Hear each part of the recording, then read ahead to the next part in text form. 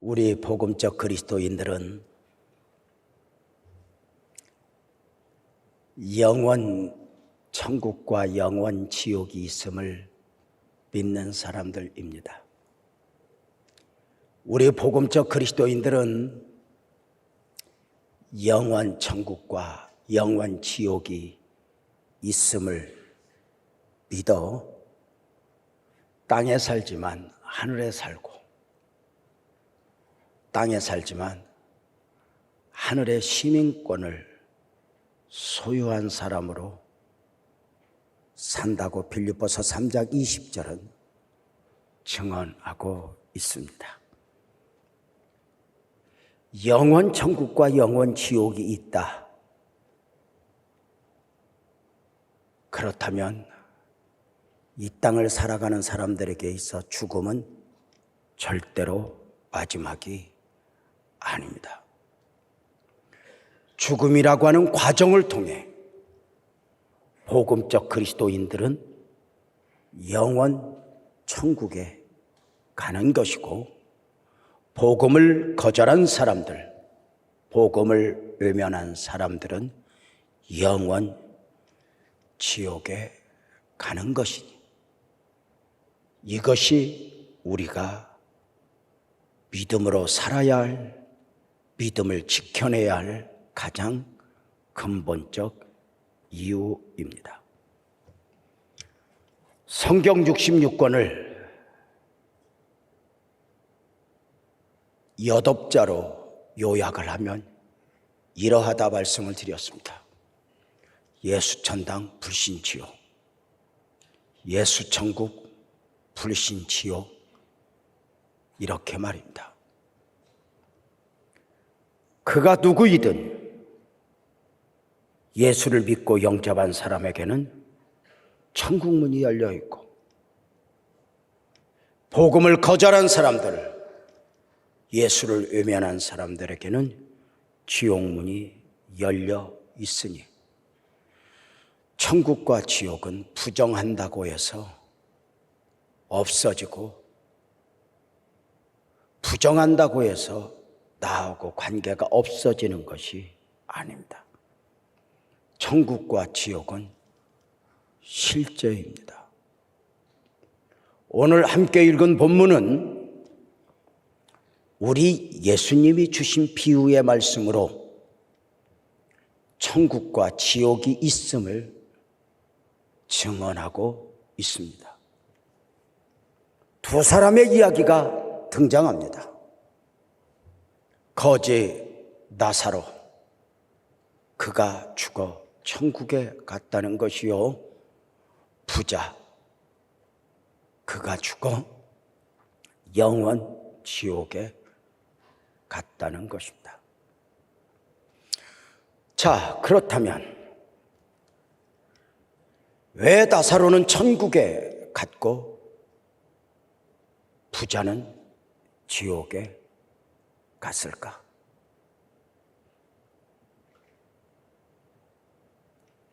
저들이 천국과 지옥을 가기 전에 부자와 나사로의 삶은 어떤 삶이었는가를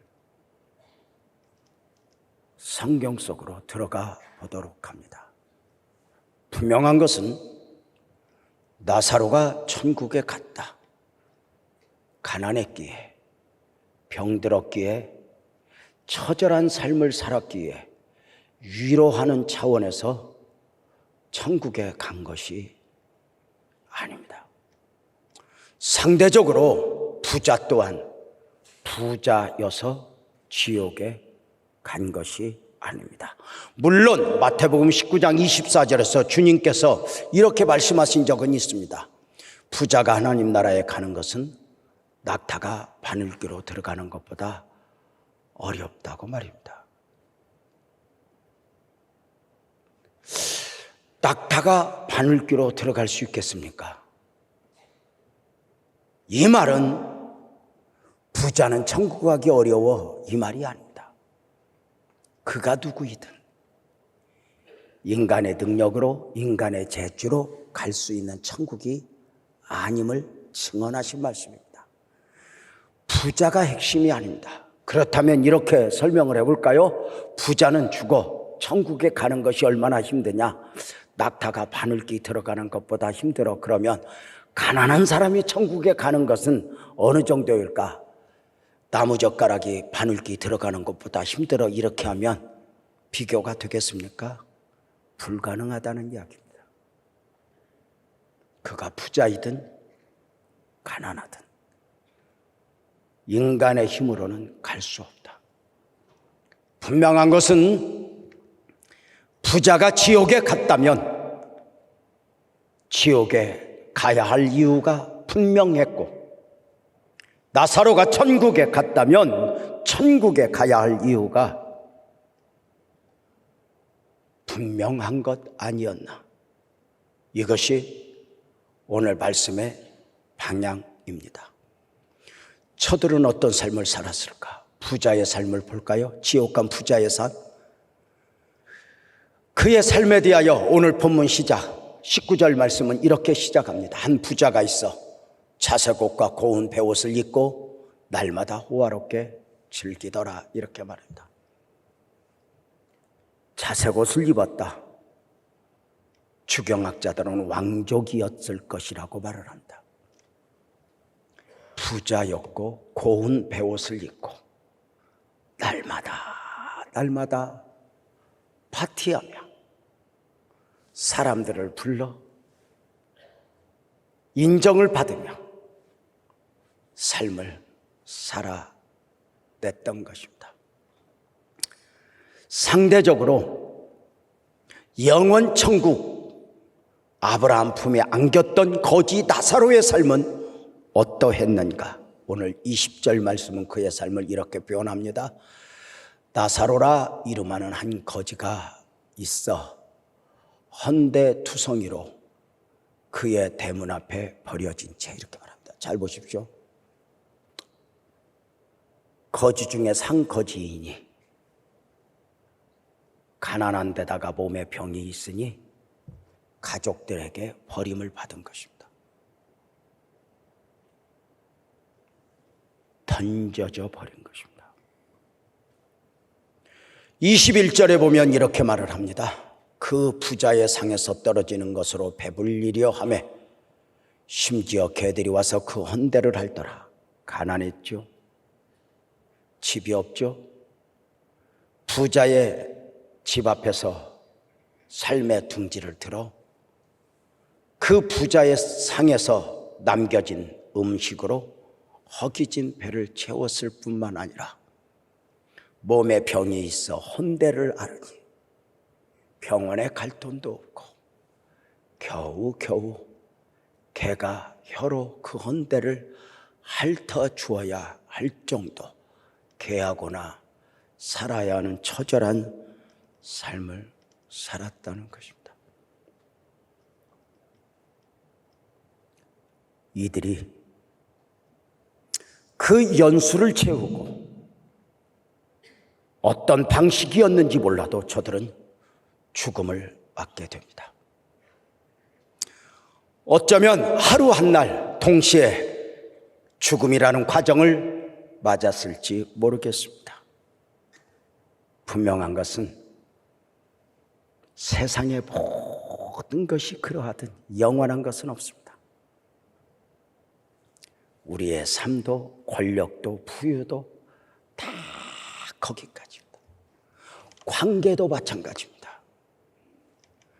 배우자와의 관계가 좀 더 영원했으면 하지만 거기까지. 자식과의 관계 또한 영원했으면 좋겠지만 거기까지. 심지어 나와의 관계도 거기까지이니 내가 나를 책임질 수 있을까? 내가 나를 지킬 수 있을까? 정말 죄송한 말씀이지만 여러분은 그런 경험이 없기를 바라지만 언젠가 거울 보고 이럴 수 있을걸? 누구세요? 난데 나가 아닌 거죠. 다 마지막이죠. 부자도 죽었고 거지 나사로도 죽었습니다. 죽는 모습은 다릅니다. 누가복음 16장 22절은 저들의 죽음에 대하여 이렇게 표현했습니다. 그 거지가 죽어 천사들에게 받들려 아브라함 품에 들어가고 부자도 죽어 장사되네. 신기합니다. 나사로는 죽었는데 장사되었다는 말이 없습니다. 버려진 것입니다. 그의 죽음마저 장례 치러줄 사람도 없었습니다. 오늘날로 표현하면 어쩌면 관계자된 분들이 그 죽음을 거두어 공동묘지에 그저 이름 없는 시신으로 장례를 치렀을지도 모르겠습니다. 상대적으로 부자는 장사되었다고 강조합니다. 어쩌면 부자의 죽음은 그 마지막도 화려했을 것입니다. 초문객들이 줄을 이었을 것이고 국가꽃은 그 도시에서 품절이 되었을지 모르겠고 어쩌면 방송은 아침 저녁으로 암흑의 기업가가 죽었다고 계속해서 방송을 했을 것입니다. 죽는 느낌도 다르지 않았을까? 어쩌면 영원 천국 말고라도 영원 지옥 말고라도 나사로의 죽음 앞에서는 어쩌면 그 죽음이 가난에서의 해방, 질병에서의 해방, 개하고나 놀아야 하는 처절함에서의 해방. 그래서 어쩌면 사람들은 나사로의 죽음을 보고 이렇게 말했을 거예요. 잘 죽었어. 저렇게 사느니 뭐 했어. 잘 갔어. 그냥 좋은 데 갔으면 좋겠다. 이랬을 거예요. 상대적으로 부자의 죽음 앞에서 사람들은 뭐라고 했을까? 저걸 다 놓고 어떻게 갔대? 아이고, 배우자만 좋은 일 나섰겠구만. 아이고, 자식들 좋아놨네. 거기 할 수 있는 말이죠.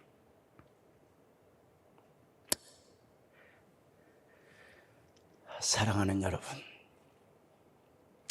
여러분은 어떤 평가를 받았으면 좋겠습니까? 언제인가 죄송하지만 우리도 마지막을 맞을 것입니다. 분명한 것은 사람들의 평가가 어떠하든지 죽음은 마지막이 아니었으니 죽음 후의 세계, 영원 천국과 영원 지옥이 있다는 것입니다. 죽음으로 맞이하는 영원 천국과 영원 지옥입니다. 죽음은 절대로 마지막이 아닙니다. 죽으면 끝났을까? 죽으면 끝난다고 생각하는 사람들이 예수님을 십자가에 못 박았습니다. 죽으면 끝나는 줄 아는 인생들이 예수님을 무덤에 장사 지냈습니다. 그러나 우리 예수님에게는 죽음이 끝이 아니었습니다. 이렇게 그 무덤에서 선포하셨습니다. 나는 부활이요 생명이니 나를 믿는 자는 죽어도 살겠고 무릇 살아서 나를 믿는 자는 영원히 죽지 아니하리니 이것이 내가 믿느냐입니다. 묻겠습니다. 죽어도 살겠고 죽어도 죽지 않는 생명, 영원한 생명이 있다는 사실을 아십니까? 믿음이 아니면, 은혜가 아니면 이해할 수 없습니다. 죽으면 끝이 아닙니다. 우리가 종종 장례식을 가보면 그 한 사람의 마지막을 또는 그 가족을 보면서 평가합니다. 누군가를 향해서는 잘 가셨어. 누군가를 향해서는 안타까워. 분명한 것은 죽음 자체가 복은 아닙니다. 죽으면 끝나. 죽어버리면 되지. 마지막을 내가 만드는 것은 아닙니다. 인생을 살면서 배운 것은 직장, 사업, 우리의 삶, 관계 모든 것에서 마지막을 내가 만들면 대가를 지불합니다. 하나님을 믿는 사람들은 그 특징이 뭐냐? 마지막을 내가 만들면 안 됩니다. 알파와 오메가 되시는 하나님, 시작과 나중이 되시는 하나님, 시작을 주님이라고 믿으면 나의 마지막도 주님이 되실 것이다. 굳게 믿는 것입니다. 죽으면 끝이 아니다. 자살 애찰론 마귀역사입니다. 죽으면 되지 아닙니다. 죽음 후에 또 하나의 세계가 있습니다. 영원합니다. 여기서 우리는 한 사람의 일생을 성경적으로 좀 조명할 필요가 있습니다. 한 사람의 일생은 어디에서 어디까지입니까? 요람에서 무덤까지? 어떠세요? 태어나서 무덤까지로 한 사람의 인생이 끝난다면, 노후 준비만 잘하면, 국가적으로 복지만 잘 되면 아무 문제가 없는 것일까? 한때 북유럽 지역에 요람에서 무덤까지의 구호의 복지 정책에 대해서 우리는 찬사를 보낸 적이 있습니다.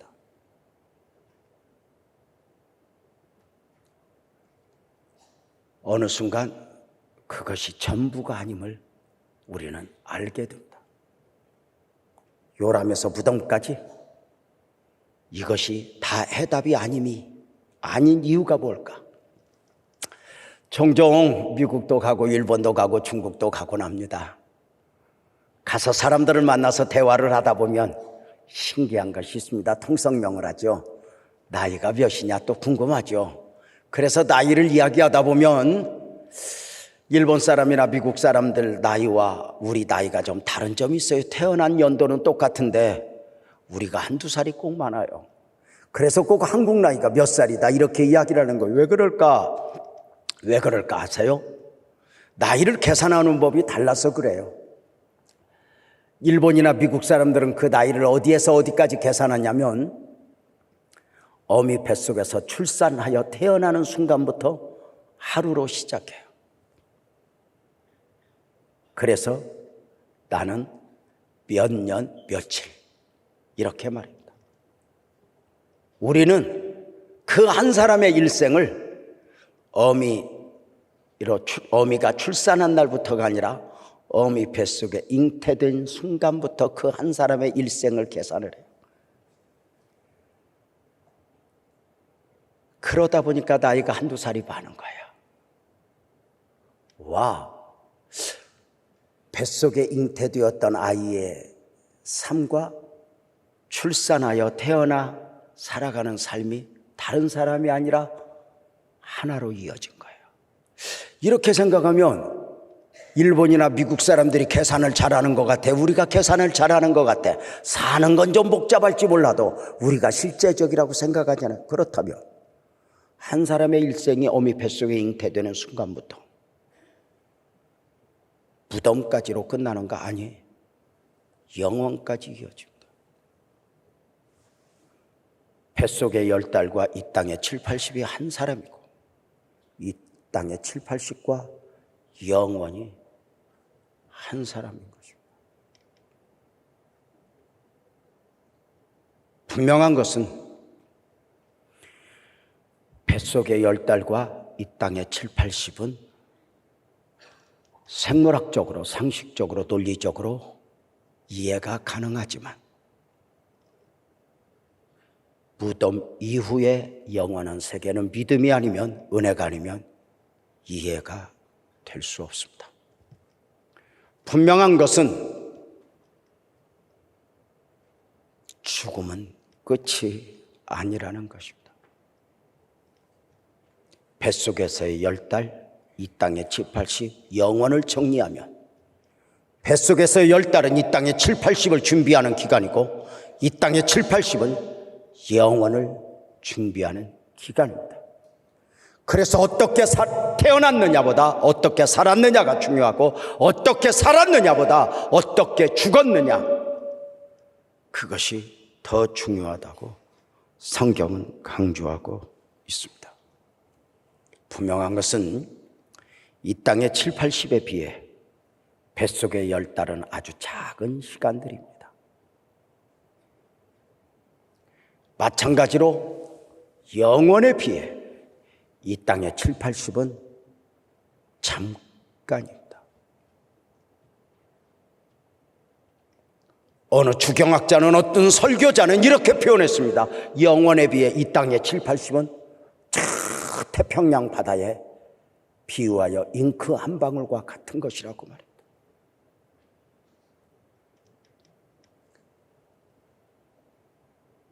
사랑하는 여러분, 여러분은 영원 천국을 믿으십니까? 요즘 세대에 무슨 영원 천국, 영원 지옥 이런 이야기를 하느냐 하시겠습니까? 제가 이렇게 말씀을 드렸습니다. 지옥은 어떤 사람이 가느냐고. 지옥이 없다고 확실하게 믿으면 지옥 갑니다.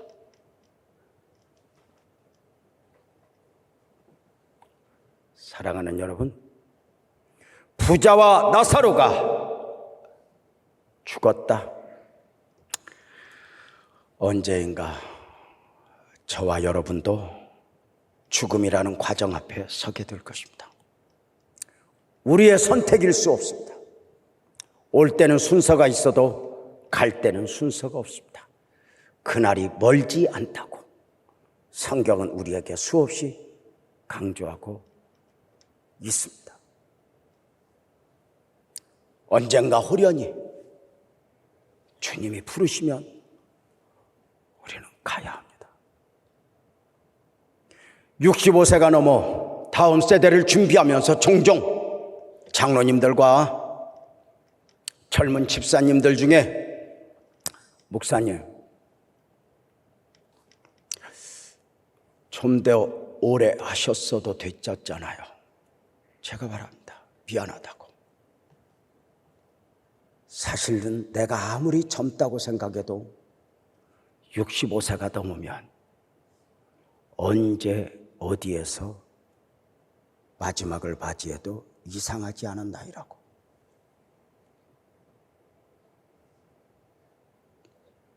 여러분, 남의 이야기가 아닙니다.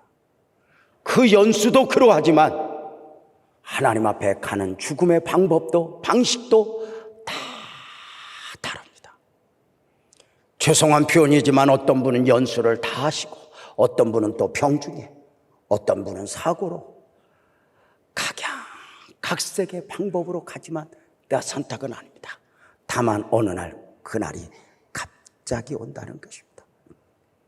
아시는지 모르겠지만 우리 교회는 일주일에 한 번 정도, 두 번 정도는 장례를 꼭 치르곤 합니다.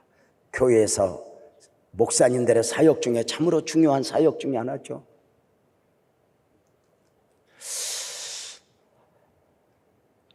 지난 주간에 우리 교회 안수 집사님 아버님이 호련히 하늘나라 가셨습니다. 연세는 84세. 건강하셨는데 호련히 가셨습니다. 얼마나 가족들이 황망했을까.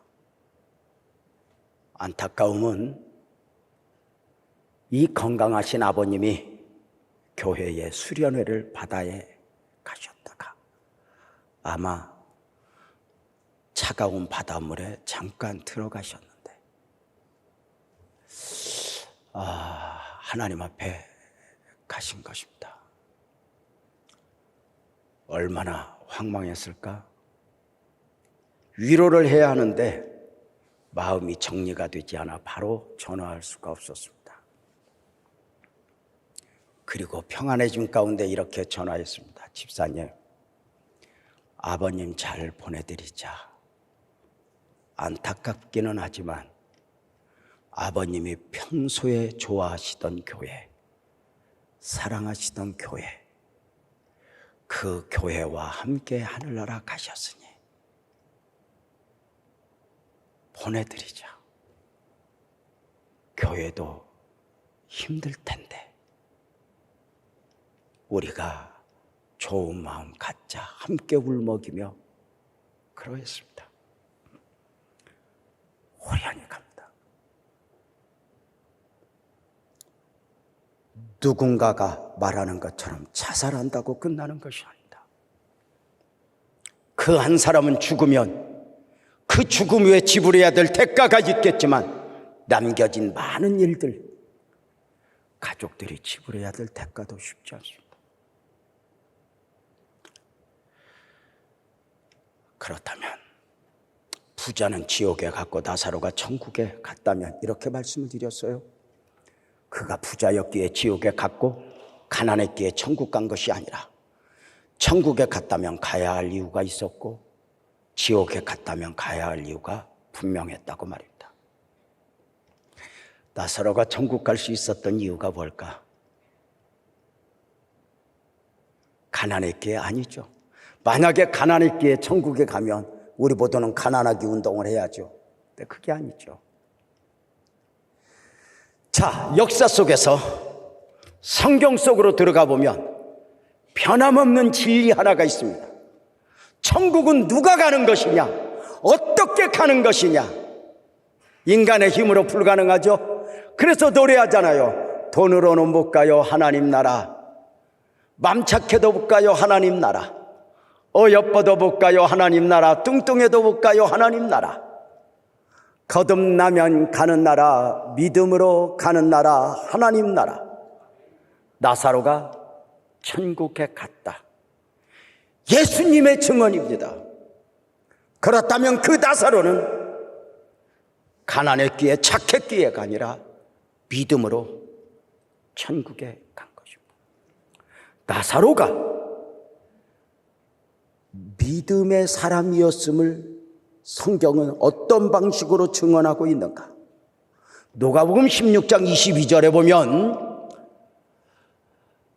죽음 이후의 나사로, 영원 천국에서의 나사로의 모습을 이렇게 소개합니다. 그 거지가 죽어 천사들에게 받들려 아브라함 품에 들어갔다고 말입니다. 아브라함 품에 들어갔다 보십시오.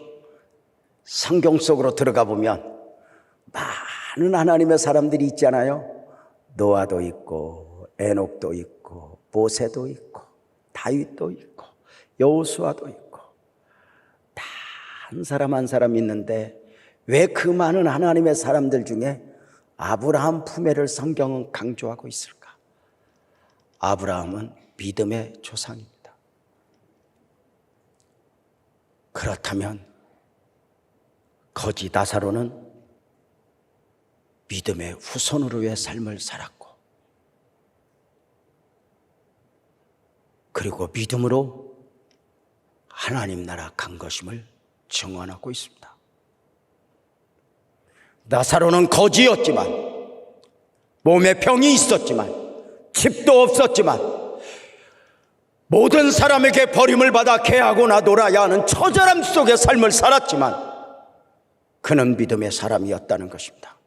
분명한 것은 그가 믿음으로 살았다고 해서 부자가 되었던 것은 아닙니다. 믿음으로 살았다고 해서 건강한 것만은 아니었습니다. 그러나 그는 믿음의 사람이었습니다. 나사로 이름의 뜻에서 우리는 또 하나의 은혜를 봅니다. 나사로 이름의 뜻은 하나님은 나의 도우심입니다. 나사로는 믿음으로의 삶을 살면서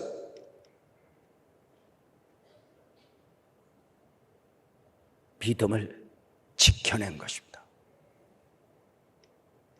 스데반이 돌에 맞아도 그 믿음을 놓지 않고 자신을 향하여 돌에 던지는 사람들을 앞에서 하늘을 보며 하늘 보좌를 보며 무릎 꿇어 기도하며 믿음을 지켰던 것처럼 거지 나사로도 믿음을 지켜낸 것입니다. 가난이라는 돌에 맞아도 질병이라는 돌에 맞아도 어쩌면 가족들에게까지 버림을 당하는 가운데 그렇게 살아서 뭐해? 죽어! 아니 심지어 내 안에서 남아져. 내가 이렇게 살면 뭐해? 내 삶에 무슨 의미가 있어? 이런 참소 앞에서도 나사로는 믿음을 지킨 것입니다.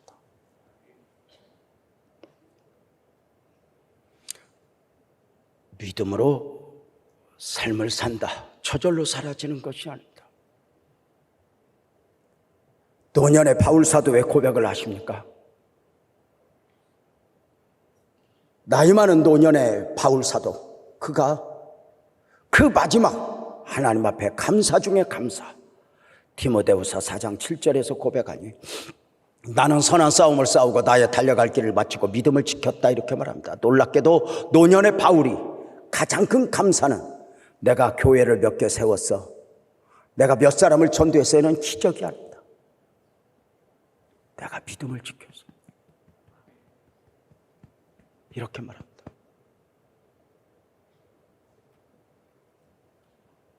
나사로가 가난했지만 병들었지만, 다시 말씀을 드립니다. 스데반이 돌에 맞아도 그들을 보지 않고 하늘 보좌를 보면서 그 돌에 맞아 죽어가는 그 상황 속에서도 무릎을 꿇고 예배자의 모습으로, 기도자의 모습으로 저들의 용서를 구하며 주님을 보았던, 그리고 그 믿음을 지켰던 모습. 우리는 또 예수를 믿으면 부자가 되고 예수를 믿으면 출세하고 다 좋지만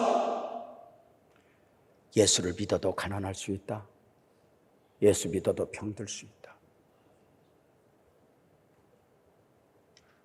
가난이라는 돌에 맞으면서, 질병이라는 돌에 맞으면서, 억울함에 돌을 맞으면서도 믿음은 지켜내는 것이다.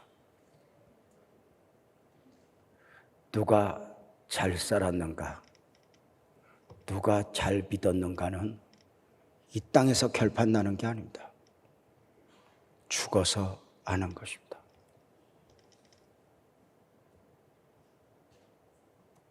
이 땅에서는 대강 살아가는 사람들이 잘 살 수도 있고, 누구보다 신실하게 살지만 하나님의 도우심이 없이는 살아갈 수 없는 사람이 있습니다.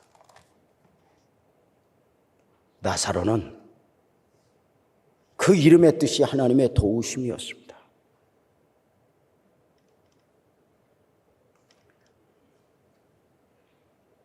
나사로는 우리가 그런 생각을 해봅니다.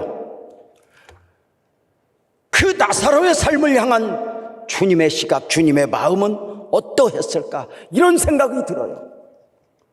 어쩌면 주님은 나사로의 삶을 불행하게, 안타깝게 보셨을까? 아니요. 바울의 가시를 은혜로 보셨던 주님은 주님의 시각, 주님의 영원한 영적인 시각으로 보면 나사로가 그렇게 불행하진 않았을 것 같아요. 오히려 하나님의 도우심이 아니면 단 하루도 살 수 없었던, 하나님의 은혜가 아니면 단 하루도 살 수 없었던 그러한 삶들 말입니다. 하나님의 도우심이 없으면 단 하루도, 그래서 날마다 하나님의 은혜를, 가난했기에 하나님의 은혜를 구하고, 병들었기에 하나님의 은혜를 구하고, 보여지는 부분에서는 삶이 각박했지만 우리 하나님은 죽어서야 눈물을 닦아주시는 분이 아니라 그때 세상이 이해할 수 없는 방식으로 우리의 눈물을 닦아주시는 것이 아닐까. 하나님의 도우심 없이는 하루도 살 수 없었던 나사로, 그는 어느 날 믿음을 품었고 믿음을 지켜냈던 것이죠. 나사로의 삶이 어떠했을까? 우리 빛나교회 역사 35년 돌이켜보면 참 하나님의 은혜예요. 35년 전 원곡동에서 십자가도 없이 간판도 없이 지하실에서 개척했을 때 어쩌면 그때는 그렇게 나사로들만 왔는지, 아니 진짜 나사로들, 업어서 교회 데리고 오고 업어다 갖다 줘야 할 사람들, 그들과 함께 한 걸음 한 걸음 삶을 살아냈죠. 그들 중에는 살다가 지쳐 목사님 우리 그만 살래요. 자식 셋을 데리고 사택에 와서 기도받고 가서 자살하겠노라고 마지막 기도를 받으러 왔던 가족도 있고, 날마다 남편이 때릴 때마다 가족마저 외면하니 갈 곳이 없어 새벽 2시고 3시고 사택의 문을 두드렸던 그 집사도 있고, 그들과 함께 살았어요. 하나님의 도우심이 없이는 살아갈 수 없었던 그 나사로들과 교회적으로도 마찬가지였어요. 지난 35년을 돌아보면 진짜 하나님의 도우심 없이는 단 하루도 그 다음을 기약할 수 없는 빛나교회의 모습일 때가 있었어요. 아내는 병들었죠. 교회는 사기당했죠. 다음 주가 이자 날짜인데 은행에서는 압박을 하죠. 목사님, 이번에 이자 못 갚으면 경매를 붙여야 할 것 같습니다. 그러다가 보니까 경매 붙일 게 없어.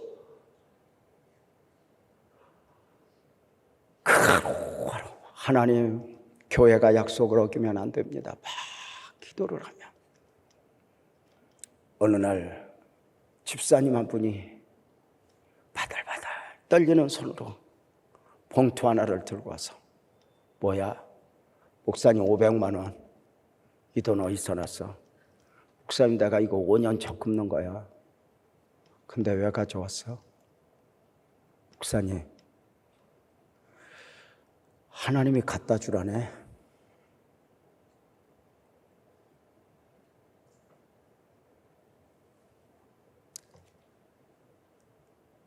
교회 이자 내야 되잖아. 먹을 건, 입을 건. 목사님, 마침 재활용 매장에 갔더니 이 옷이 있더라고. 다. 진짜 하나님이 아니면 단 하루도 견딜 수 없을 때 눈에 진물이 나도록 울었어요. 근데 신기해요. 지금 돌아보면 그때가 제일 풍요로웠어요. 보여지는 부분은 각박했는데 날마다 하나님의 은혜를 구했던 그 삶이 오히려 풍부했어요. 지금은 여유가 있어요. 이제 그 다음 세대를 준비하면서 이제 조금씩 우리 귀한 유임 목사에게 자리를 내주면서 다음을 준비하니 너무 좋아요. 세상에 유임 목사님 설교하는 날에는 토요일 날 잠도 잘 와. 주일 아침에는 안 피곤해. 여보, 이렇게 좋은 목회를 왜 그렇게. 너무 감사해. 유임 목사님 잘 해주시고, 물질적으로도 이제는 그렇게 울면서 기도하지 않아도 살 만큼의 여유가 있고, 교회적으로도 애타하지 않아도 될 만큼 헌신된 성도들이 많아서 여유가 있고, 지금은 나보고 다 복받았대. 근데 지금이 위험한 거야. 하나님 아니어도 적당히 여유가 있고, 하나님이 아니어도 살아갈 수 있는 지금.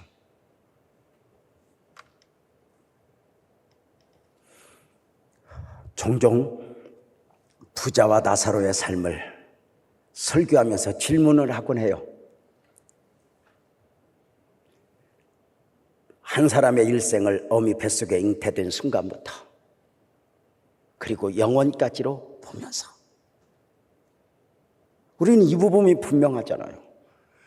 우리는 어디까지 보죠? 영원만 보는 게 아니에요. 이미 그 전, 영원은 하나잖아요. 영원 그 이전까지 보죠. 그래서 우리가 믿음 안에서 어미 모태의 지음을 받기 전에 나를 부르신 하나님, 창세 전에 나를 부르신 하나님, 영원을 이야기하잖아요. 감히 이제 어미 뱃속에서 잉태된 순간부터 지옥까지 간 부자의 삶을 이야기하고, 어미 뱃속에 잉태되어 출산했지만 거지로 살다가 영원 천국에 간 나사로 삶을 설교하면서 둘 중에 하나, 우리의 선택이 강요된다면 당신은 부자의 삶을 선택하겠냐, 나사로의 삶을 선택하겠냐? 답을 못해요. 답을 못해. 그러다가 어디 부흥회를 가서 이 질문을 했더니 한 젊은이가 손을 번쩍 들고 이렇게 대답하더라고. 살아서는 부자, 죽어서는 나사로. 왜 그렇게 대답하고, 우리는 왜 이 답에 대해서 우리는 웃을까? 우리 스스로 이미 결정을 이렇게 해버렸어. 나사로는 불행하고 부자는 행복했을 것이라고. 정말이에요. 주님은 하늘의 시각으로, 영원의 시각으로, 은혜의 시각으로 보니까 나사로가 불행하지 않은 거예요. 아니에요? 그럼 부자는 행복했을까? 여유 있게 살았어. 좋은 옷 입었어. 좋은 집에서 살았어. 날마다 호화로이 즐기며 살았어. 사람들에게 칭찬받으며 살았어. 어느 순간부터 그 삶에 하나님이 계산되지 않아. 오늘 성경은 뭐라고 말해? 나는 가진 것이 많아 부요해. 그래도 실상은 너는 헐벗고 굶주린 자야. 주님의 판단이죠. 라오디게아 교회. 서머나 교회, 나는 가난하고 병들어 가진 것이 없어. 실상은 너는 부요한 자야. 바울의 가심한 은혜로 보는 것이 아니라 오늘도 주님의 색깔은 다른 것 아닐까? 나사로에게 무엇을 주고자 했음일까? 나사로는 믿음의 사람이었고, 가난했지만, 병들었지만, 개하거나 살아야 하는 처절함 가운데 살았지만 그는 믿음을 놓아버리지 않았다. 끝까지 믿음을 지켜낸 사람이었다. 하나님의 도우심이 없이는 단 하루도 살 수 없었던 사람. 나사로가 천국에 갔어요. 감사였을 거예요. 부자는 지옥에 갔어요. 그는 돌아보며 그 파티하며 살았던 삶, 사람들 평가에 목말라 하며 살았던 삶을 돌아보며 내가 왜 그렇게 살았을까? 왜? 후회하지 않았을까? 돌이킬 수 없는 후회죠. 이제 그들의 후회 말고 우리의 후회를 한번 생각해 봅시다. 여러분 어떠세요? 본능적으로 살아가는 동물과 달리 사고를 가지고 살아가는 사람들은 바둑을 복귀하듯이 자신의 삶에 대하여 후회를 하게 되죠. 이렇게 질문하고 싶어요. 여러분의 후회는 영적이고 있습니까? 육적이고 있습니까? 이렇게 말입니다. 부자는 지옥에서 돌이킬 수 없는 후회를 하지만 우리는 우리의 삶을 돌이킬 수 있는 기회잖아요. 앞으로의 삶이 어떠할지 몰라도 내가 어떤 후회를 하고 있는가 보면 앞으로가 그려지지 않아요. 어떤 후회예요?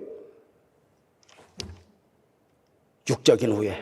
그 사람 만나지 말았어야 되는데, 그때 투자를 하지 말았어야 되는데, 그때 내가 직업을 잘못했어야, 내가 그때 그 직장을 계속 다녔어야 되는데, 그때 그 아파트를 사지 말았어야 되는데, 이런 후회가 없을 수는 없죠. 그런데 거기에 매여 있다면 앞으로 우리의 삶도 여전히 그 후회를 반복하는 삶을 살 것입니다. 그러나 어느 순간 돌아보면 영적인 후회, 물론 가난했고 병들어서 그렇지만 그때 좀 더 믿음으로 살았어야 했는데, 그때 좀 더 기도했어야 했는데, 그때 좀 더 용서했어야 했는데,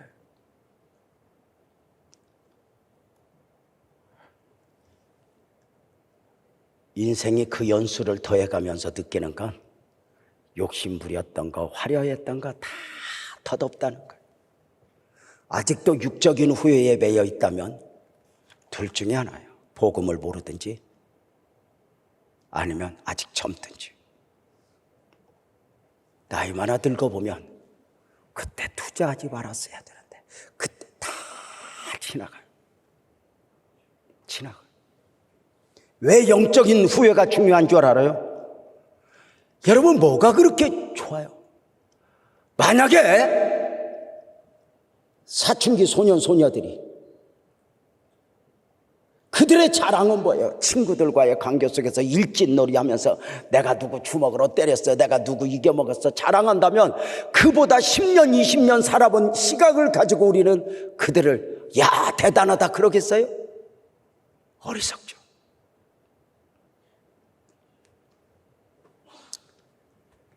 돌이켜보면 영적인 후회가 귀한 것은 가난했지만 병들었지만 스데반이 돌에 맞듯 가난의 돌을 맞고 질병의 돌을 맞고 이혼의 돌을 맞고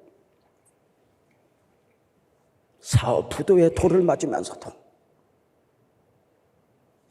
끝까지 자기를 지키며 믿음으로 살았던 사람들, 결국은 그것만이 우리에게 남는 재산이 아닐까? 영원 천국, 영원 지옥. 우리가 믿음으로 살아야 할 이유입니다. 영원 천국, 영원 지옥. 우리 복음적 그리스도인들이 믿음으로 지켜내야 하는 이유입니다. 나사로가 태어나 부모에게 버림을 당하여 집도 없이 남의 집 대문에서 개하고나 지내야 하는 처절한 가운데서 상에서 떨어지는 부스러기로 허기진 배를 채우며 살았지만 그럼에도 그의 삶이 충분히 가치가 있었던 것은 바로 영원히 있었기 때문입니다. 혹시 나 같은 거 살아서 뭐해? 이렇게 사느니 죽는 게 낫지. 이 땅에서 어떤 흔적을 통해 여러분의 삶의 가치를, 그렇게 여러분의 삶을 평가하고 싶으십니까? 아닙니다. 사람의 평가가 어떠하든 영원히 있습니다. 우리가 믿음을 지켜야 할 이유, 믿음으로 살아야 할 이유입니다.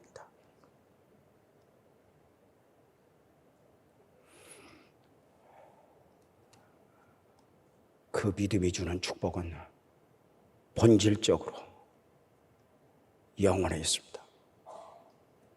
다시 강조합니다. 스데반이 돌에 맞듯 여러분이 가난, 질병, 어떤 오해, 어떤 버려짐, 돌을 맞아도 여러분 스스로를 정리하십시오. 나는 믿음으로 살아야 할 사람이고 믿음을 지켜내야 할 사람이다. 그런데 그 삶이 각박한 것 같지만 하나님의 도우심이 아니면, 하나님이 아니면 단 하루도 살 수 없는 삶은, 지나고 보면 그 삶은 의외로 풍요였고 은혜였다. 영원 천국에 가서만 내 눈물을 닦아주시는 것이 아니라 오늘도 여전히 내 눈물을 닦아주실 그 주님을 기대하며 나는 주님을 믿습니다, 주님 안에 살겠습니다 결단하며 찬송으로 고백하지 않겠습니까? 우리 모두 자리에서 일어나서 선한 능력으로 찬송하며 결단하여 드려집시다.